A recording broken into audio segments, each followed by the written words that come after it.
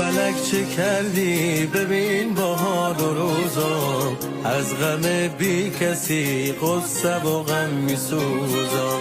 دیگه طاقت ندارم بی وطن و آواره، به هر طرف میگردم در پی راه و چاره. ای خدا جو شکایت دارم از روزگارم، مهاجر و غریبم خانه و جان ندارم. ای وطن زخمی مادرم سر زمینم، اینایی که بعد از این دوری تو نبینم.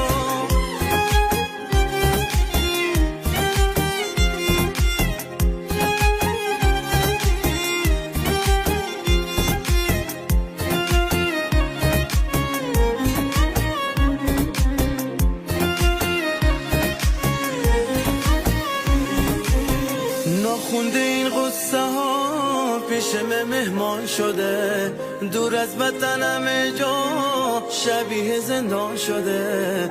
مهاجر و غریبم از همه تو میخونم، بدون تو ای وطن بینام و بینشونم. بدون تو ای وطن بینام و بینشونم.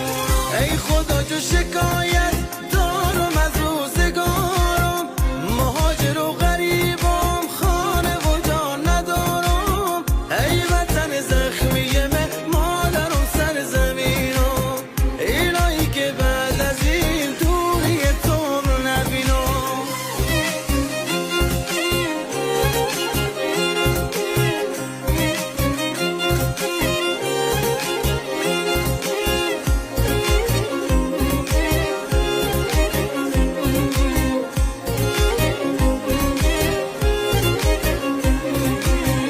ای خدا جو شکایت دارم از روزگارم، مهاجر و غریبم خانه و جان ندارم. ای وطن زخمی مادرم سر زمینم. ای خدا جو شکایت دارم از روزگارم، مهاجر و غریبم خانه و جان ندارم.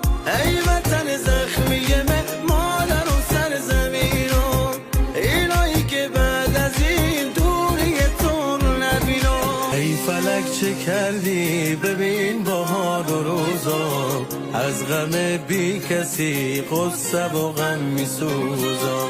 دیگه طاقت ندارم بی وطن و آواره، به هر طرف میگردم در پی راه و چاره. ای خدا جو شکایت دارم از روزگارم، مهاجر و غریبم خانه و جان ندارم. ای وطن زخمی مادرم سر زمینم، اینایی که بعد از این دوری تو نبینم.